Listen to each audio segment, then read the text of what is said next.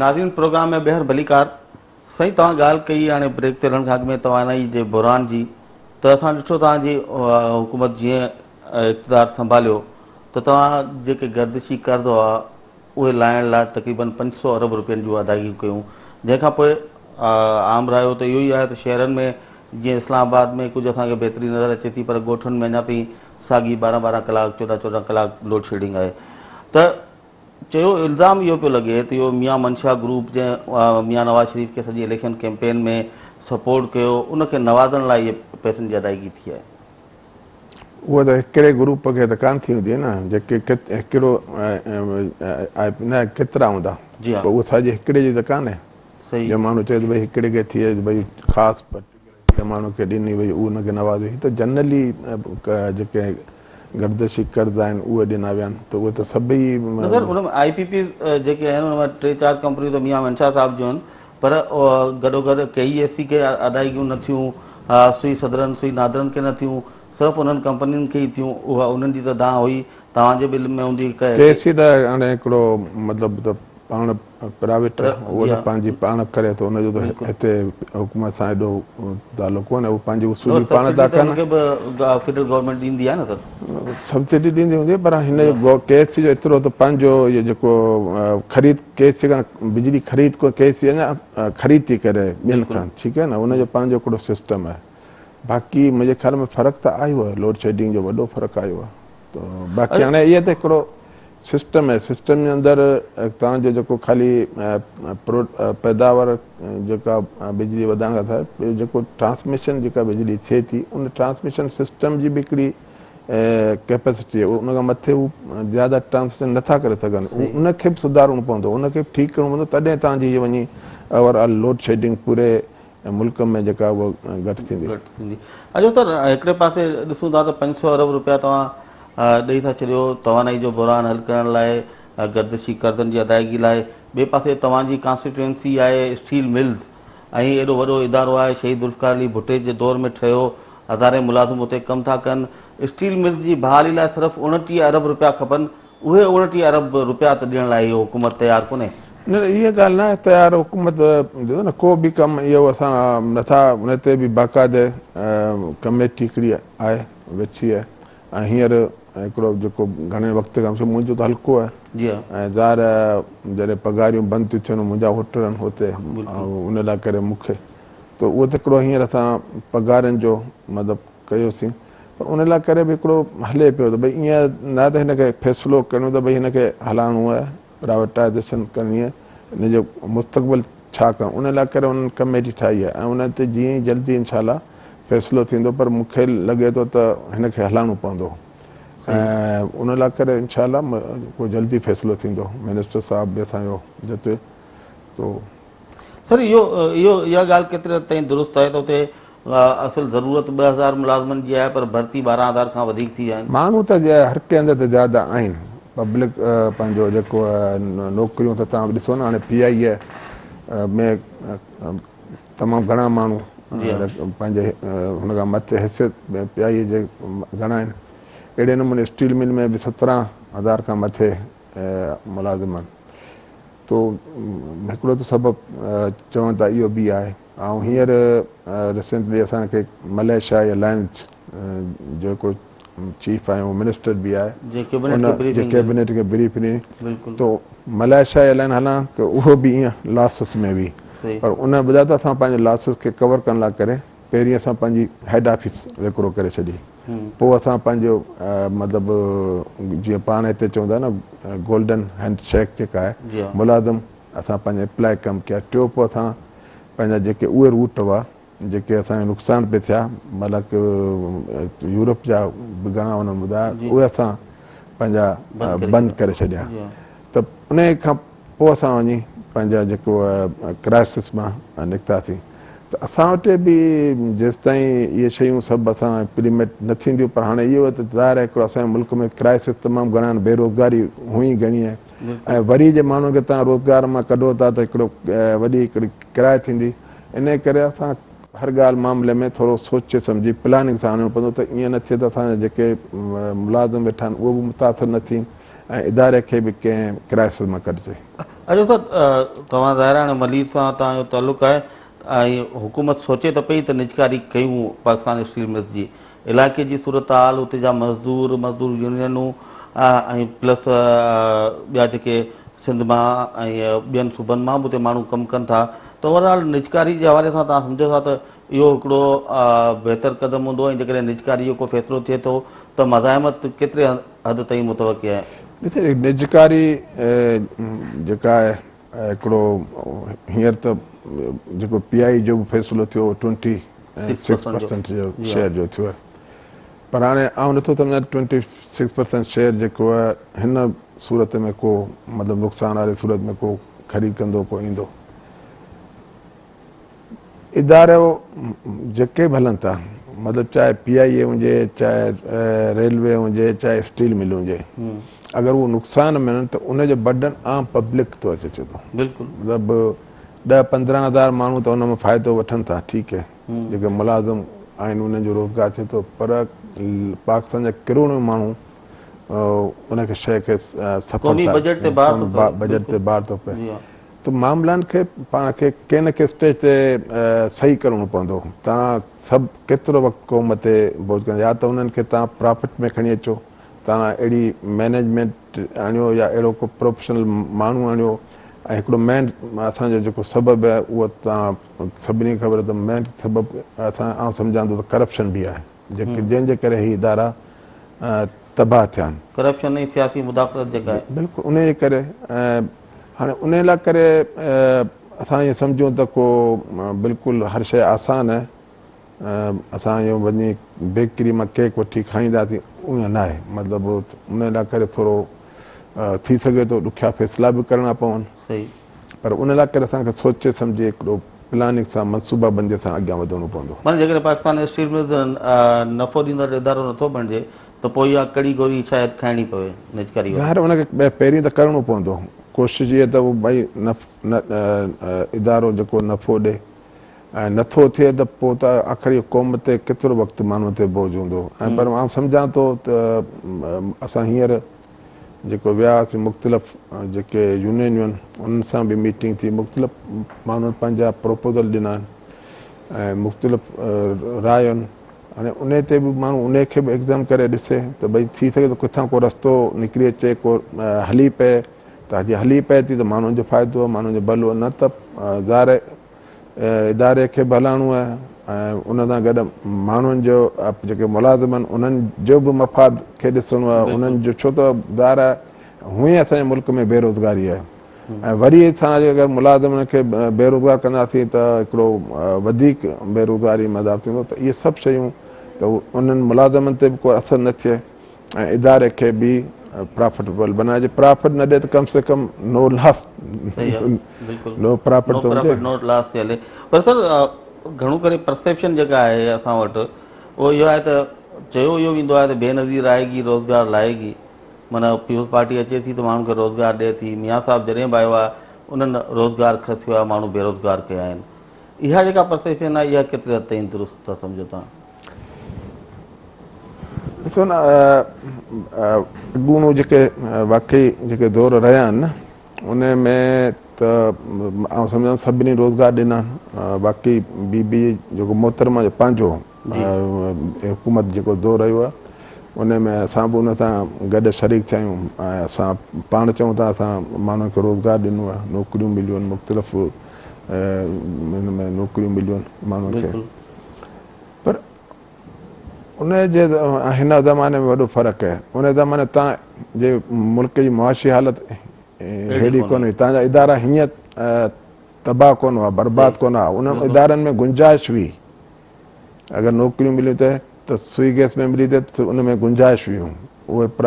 अगरि PI में मिली थिए त PI में उन वक़्तु एॾो को खसारे में कोन्हे, स्टील मिल को खसारे में न, रेलवे ईअं तबाह न बि जीअं हींअर तबाह आहे। हींअर जॾहिं तव्हांजा इदारा ई तबाह आहिनि त ज़ाहिर तव्हां ॾिठो हूंदो त हींअर प्राइम मिनिस्टर जेको नयूं यूथ स्कीमूं कढियूं आहिनि उहे उन करे कढियूं आहिनि त भई जॾहिं गवर्नमेंट का जॉब नथी ॾेई सघे पढ़ियल लिखियल हुजनि त कम से कम उन लाइ करे ॿियो मुतबादल को हुनर करणु खपे, जंहिं लाइ करे ही स्कीमूं अनाउंस थियूं आहिनि जी हा मुख़्तलिफ़ ऐं इहो स्कीमूं ज़ाहिर आहे अॻियां हली उन्हनि खे वधाए माण्हू कम से कम अगरि पढ़ियल लिखियल माण्हू आहे हुनरमंद माण्हू आहे त उहो पंहिंजो को कारोबार करे सघे पंहिंजो को रोज़गार करे सघे त उन अल्टरनेट त हिकिड़ी शइ कढी वई आहे। सही सर PIA ऐं पाकिस्तान स्टील वांगुरु ई रेलवे जी हालत बि सफ़ा बुरी आहे ऐं तव्हां स्टेट मिनिस्टर आहियो रेलवेज़ जा त रेलवेज़ जी बहाली जी का उमेदु तव्हांखे नज़र अचे थी? कुझु ट्रेनूं असां ॾिठो प्राइवेट सेक्टर जे हवाले कई वयूं उन में बि कुझु इशूज़ आया ओवरऑल रेलवे जी बहाली लाइ केतिरा पुरुमीद आहियो तव्हां? ॾिसो न रेलवे जो बि हिकिड़ो त ॿुधायो न त असांजी बदकिस्मती आहे जो बुनियादी मूं पहिरीं तव्हां सां ज़िक्र कयो त असांजे मुल्क में करप्शन आहे बिल्कुलु ऐं हीअं न वक़्तु रेलवे में को अहिड़ो रेलवे लोकोमोटिव जेको पाण आम ज़ुबान में इंजन था चऊं को अहिड़ो सलामत कोन्हे सही जेका तव्हां चओ त उन कुझु मतिलबु आहिनि जंहिंजे करे वॾा मसइला था थियनि ट्रेनियूं 6 घंटा 8 घंटा किथे 10 घंटा कॾहिं थियो ऐं स्पेशली जॾहिं गर्मी जे मौसम में ज़्यादा ई थियूं थियूं हाणे उन लाइ करे प्लान इहो त पहिरीं छो त ही हिकिड़ी रेलवे वाहिद सस्ती ऐं सेफ सवारी आहे आम माण्हू लाइ करे हाणे इनखे तव्हां बंदि नथा करे सघो इनखे तव्हां ख़तमु नथा करे सघो हीअ आम माण्हू पब्लिक खे आम सहूलियत थी मिले बिल्कुलु उन लाइ करे पहिरीं इहो त जेको गवर्नमेंट 50 अरब रुपया बजट में उन लाइ रखिया आहिनि ऐं उनजो पहिरीं हिकिड़ो त नयूं इंजनियूं जेको लोकोमोटिव ख़रीद कयूं वेंदियूं ऐं पहिरीं ज़माने में जेके लोकोमोटिव चाइना खां ख़रीद कया विया उहे सब स्टैंडर्ड जा हुआ उनजे करे अॼु असांखे जेके प्रॉब्लम थियनि था जेको शायदि नेब में केस वियो आहे जावेद अशरफ हाणे कादरी ॿियो त जेको ओवरऑल हलिंग थिए थी जंहिंजो उनखे उहे कयो पियो वञे ऐं टियों इहो त रेलवे जो हिकिड़ो वाहिद जेको प्रॉफिटेबल सेक्टर हूंदो उहो फ्रेट मालगाॾियूं जेको उहो बिल्कुलु ख़तमु हो मरो हिकु गाॾी हलंदी हुई ऐं उनखे वधाए हिन वक़्तु 8-9 खां बि मथे मतिलबु कयो वियो जीअं रेलवे जो प्रॉफिट वधे थो मुंहिंजे उमेदु आहे त जेसीं तव्हां ओवरऑलिंग कंदा नया लोकोमोटिव ईंदियूं त रेलवे जी इंशाअल्लाह हालत बहितर थींदी। सर इहो चवणु केसिताईं ठीकु आहे जेको इल्ज़ाम लॻंदो रहियो ख़ासि करे बिलोर साहिब ते बि लॻो त उन्हनि जा जेके 16 व्हीलर हलनि पिया ट्रॉलर कराची खां पेशावर ताईं उन्हनि जे करे ई रेलवे जो जेको मालगाॾियूं हुयूं उन्हनि खे बंदि कयो वियो जानी वानी। हाणे इन में मूंखे वटि का अहिड़ी तस्दीक शुदा रिपोर्ट कोन्हे जा कंहिं ते भई हिते कमेंट्स करियां त छा आहे पर मुख़्तलिफ़ ॻाल्हियुनि खे चवंदा ट्रांसपोर्ट माफ़िया जी साज़िश पर असल ॻाल्हि आहे सम्झां थो त नालाइकी नाइली रही आहे जंहिं इन शइ खे मतिलबु कयो उन में हिकिड़ो सेक्टर चवंदा NLC बि जो बि हो जंहिंजे करे जेको NLC जो पंहिंजो हिकिड़ो ट्राला हलंदा हुआ उनजे करे थियो ऐं उन करे थियो ऐं मुंहिंजे मूं वटि हिकु तस्दीक त कान्हे त कंहिं चवां कंहिं माण्हूअ इहो कयो आहे ऐं सम्झां थो अगरि अहिड़ी खामखा इल्ज़ाम तराशी करणु का सुठी ॻाल्हि कान्हे पर फ्रेट जेको आहे उहो बाक़ी जेको वाहिद ज़रियो रेलवे जो जेको रेलवे खे ऐं उन फ्रेट आहे बि आहे माल उनखे तमामु घणो मिले थो पर उनखे प्रॉफिटेबल रेलवे खे बनाए सघे थो। सही सर टाइम तक बि ब्रेक जो नाज़रीन हलूं था ब्रेक ते असां सां गॾु रहिजो।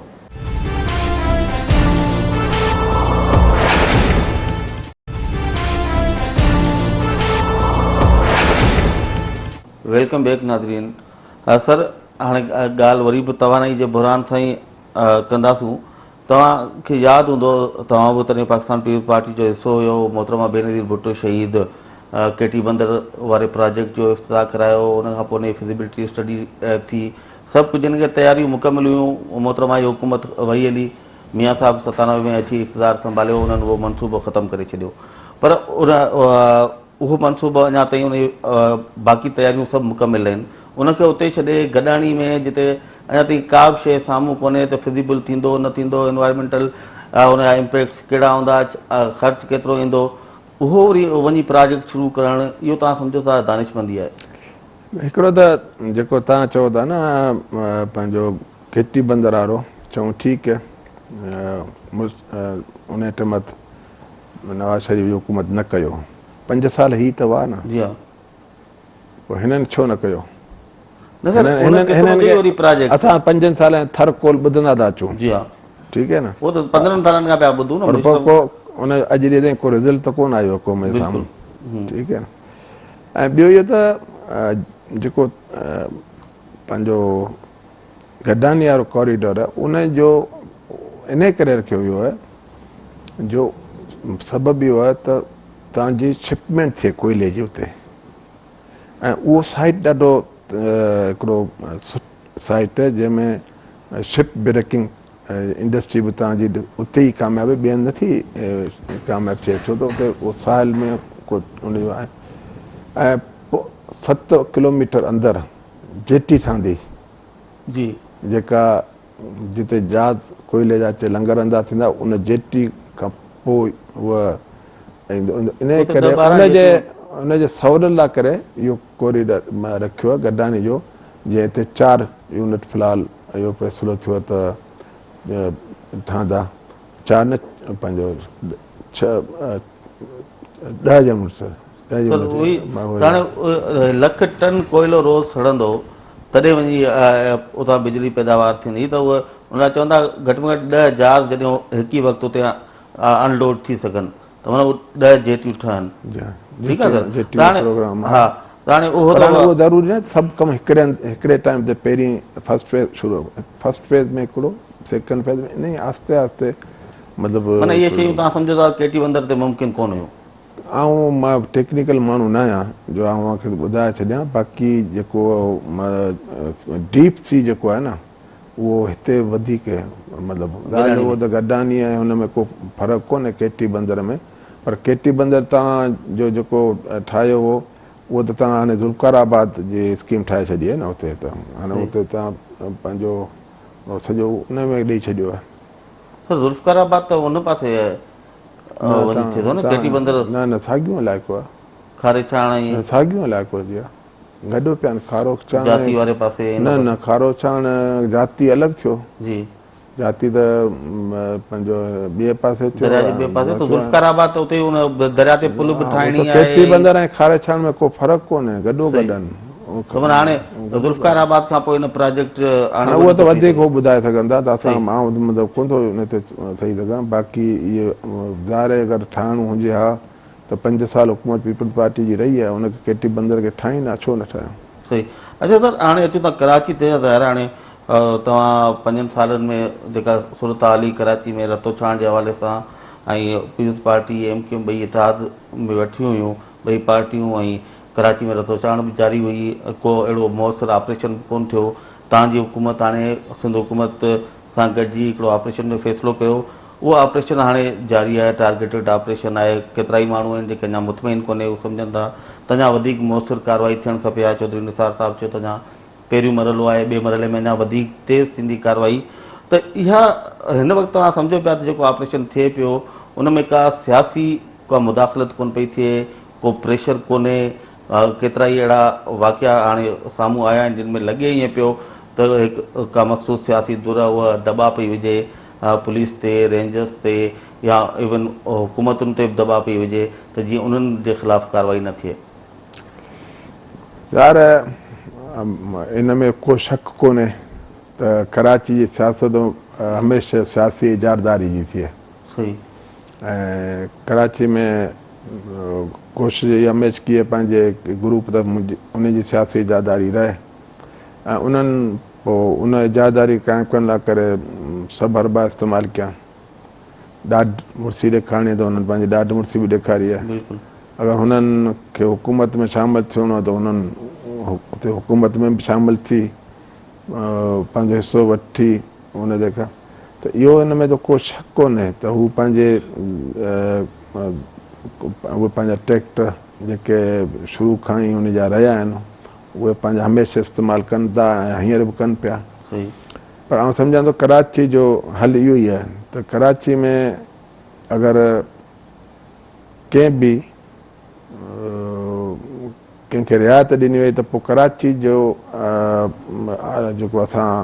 हिकिड़ो सोचे ठाहियूं त कराची में अमन थींदो कराची में ठापर ईंदी कराची में क्राइम घटि थींदा पोइ मुंहिंजे ख़्याल में कराची जो हल इहो न थींदो। कराची जो हल इहो ई आहे त बिल्कुलु बग़ैर कंहिं जे जेको बि क्रिमिनल आहे, जेको बि कराची जे माण्हुनि लाइ करे या कराची में जेको क्राइम करे थो या टारगेट किलिंग करे थो या लैंड ग्रेबिंग करे थो, उनजे ख़िलाफ़ सभिनी जे ख़िलाफ़ कार्रवाई थियणु खपे। अगरि इन में रिआयत थी त पोइ असां सम्झां थो त उहो मक़सदु हासिलु कोन थींदो। सही सर, तव्हां APC में बि हुयो ऐं प्लस ज़ाहिर हाणे फेडरल गवर्नमेंट जो हिसो आयो की कैबिनेट में बि तव्हां वियो था। सिंध हुकूमत जो हिन भेरे रवैयो तव्हांखे कीअं थो लॻे? छा हू संजीदा आहिनि हाणे कराची में अमन अमान क़ाइमु करण लाइ, कंहिं ऑपरेशन खे कामयाबु करण लाइ, या के पाकिस्तान पीपल्स पार्टी हुकूमत पाण कंहिं दुर खे सपोर्ट त कोन पई करे हुते? ॾिसो न, पीपल्स पार्टी खे संजीदा हुअणु खपे। पाणी चवंदा न मथे तां गुज़री चुको आहे, अञा बि हुननि खे न थींदा त आउं सम्झां थो सभ खां वॾो नुक़सानु उन्हनि खे थींदो। हिन में ज़ाहिर वफ़ाक़ी हुकूमत त हिकिड़ो शइ सपोर्ट बि रखियो ऐं उन पंहिंजी पॉलिसी क्लियर रखी आहे त बाबा असां को बि गैर आइनी गैर क़ानूनी कमु न कंदासीं जंहिंजो को छा थिए। उन करे उन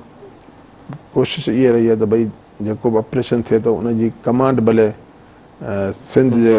गवर्नमेंट जे हथ में हुजे ऐं ख़ासि करे चीफ मिनिस्टर जे हथ में, ऐं उन सां गॾु वफ़ाक़ी हुकूमत जेका आहे उनजा जेके इदारा आहिनि उहे उनखे तावन कंदा। जेका असुलु मेन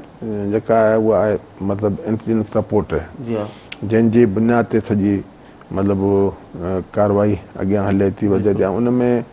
हिकिड़ो फेडरल गवर्नमेंट बि ॾिए थी, ॿियो हिकिड़ो सिंध गवर्नमेंट वटि पंहिंजो बि निज़ाम आहे पुलिस में, इहो सभिनी खे ख़बर आहे। त उन हिसाब सां मुंहिंजे ख़्याल में हींअर जेको थियो आहे त उन में ज़ाहिर किथे आउं नथो चाहियां त किथे ग़लति बि थियो आहे। पुलिस बि ॾाढी मुर्सी कई आहे, रेंजर्स बि ॾाढी मुर्सी कई आहे, पर असुलु जेको मक़सदु आहे ज़ाहिर उहो कॾहिं पंहिंजे सिंधी में हिकिड़ो मिसाल ॾींदा आहिनि त बाबा सुकनि सां गॾु आला बि सड़नि। तो ज़ाहिर हिकिड़ो अगरि मक़सदु आहे त अमन जो कराची खे ठीकु करण जो, त पोइ उन में कुझु अशराफ माण्हुनि खे बि तकलीफ़ अची सघे थी, पर कोशिशि आहे इहा त भई ऑपरेशन में जेको थिए उहो मॉनिटरिंग, अञा उहो मॉनिटरिंग कमेटी न ठही आहे त अहिड़ी कमेटी हुजे जेका उन शइ खे लुकअप करे, ईअं न थिए जो गवर्नमेंट जा जेके इदारा आहिनि उहे कंहिंसां नाजाइज़ ऐं ज़्यादती न कनि। सही। आख़िरी सवाल सर, हिन ऑपरेशन हलंदे रेंजर्स बि मौजूदु आहे शहर में, पुलिस बि आहे, ऐं उन ॾींहुं लियारी में 3 रेंजर्स दवा कई त तव्हां दहशतगर्द मारिया आहिनि मुक़ाबले में, ऐं रेंजर्स पारां कार्रवाई खां फ़ौरन पोइ पंहिंजे ई इलाइक़े में ज़फ़र बलोच मारिजी थो वञे। उन ज़फ़र बलोच जी शहादत खे तव्हां कीअं था ॾिसो? ज़फ़र बलोच सची थो ॿुधायां त उनजो शहादत जो मूंखे बि ॾाढो मतिलबु ॾुख ऐं अफ़सोस थियो। ज़फ़र बलोच हिकिड़ो पॉलिटिकल वर्कर हो, मुंहिंजी पंहिंजी उन सां तमामु घणी तालुक़ रहियो, वास्तो रहियो आहे, ऐं पीपल्स पार्टी में बि गॾु रहिया आहियूं, उहो रहियो आहे।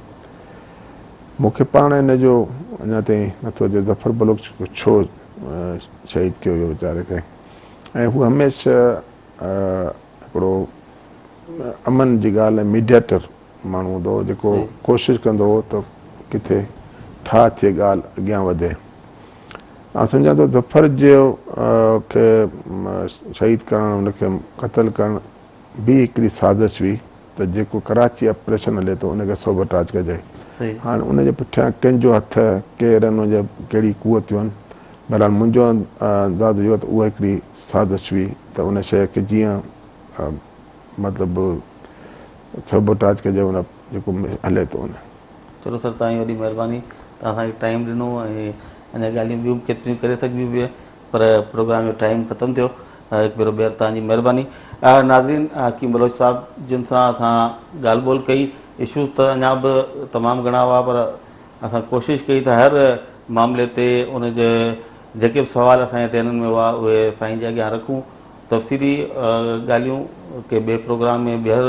बलोच साहिब सां कंदासूं। ईंदड़ प्रोग्राम ताईं तारा ॾींदो इजाज़त। अल्लाह वाही।